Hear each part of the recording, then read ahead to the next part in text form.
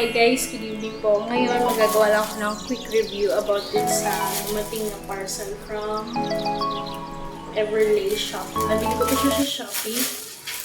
So, tingnan ko kung maganda po. Ito po ang in-order ko is yung balloon sizer. Kasi ngayon, ang ginagamit ko na balloon sizer is improvise lang. And then, one size lang talaga siya.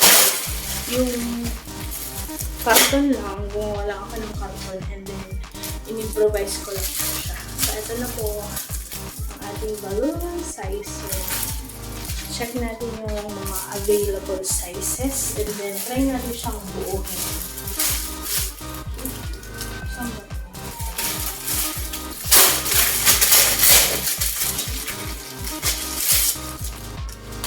Ayan, bago ko to siya in-order, tinignan ko muna yung reviews niya. At kadalasan po doon, yung mga reviews is tinutupi daw ng seller yung sizer. So, pag dumating siya, merong bakat ng fold dito. So, kinulit ko talaga yung seller. Minessage ko siya ng message na sana wag niya i-fold para maganda. Diba? Ayan. So, meron siyang 1, 2, 3, 4, 5, 6. Yung biggest size is 10 inches. 9, 8, 4, 6, 4, 3.5, 7, and then 2, 4.5 inches. Ang dami niyang sizes. Okay, try natin siyang buuin. Ano kaya?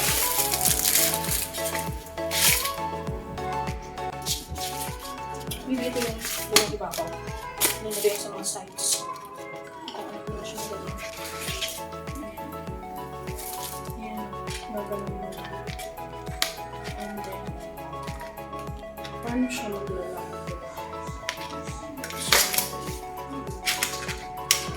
Yung quality niya, okay na for its price. 180 pesos lang siya, guys. Nakuha ko siya ng free shipping. Lambot siya, guys. Hindi siya gano'n ka-start. Pero okay na for its price. And then, pwede mo siyang dalhin kahit saan kasi nadi-disassemble siya. Which is very good. Kasi yung sa amin, yung improvise namin na sizer, hindi namin siya naka-fold. So, isa rin kung bakit nasisira siya is gusto siyang naka-fold yung sa loob. Ito, pwede mo siyang kalasin lang. Space saver siya sa loob ng bag.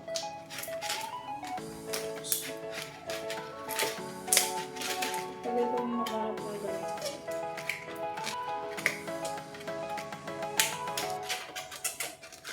Yan, lapit mo siyang makapolis.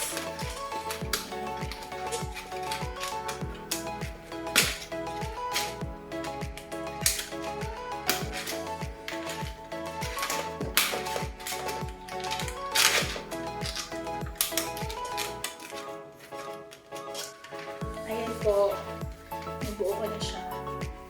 Ganda. At marami siyang holes. So far, so good. Maganda siya for its price na 183 pesos. Kung gusto niyo po mag-avail nito, kung na lang kayo sa Shopee, i-search niyo lang po balloon sizer. Ayan.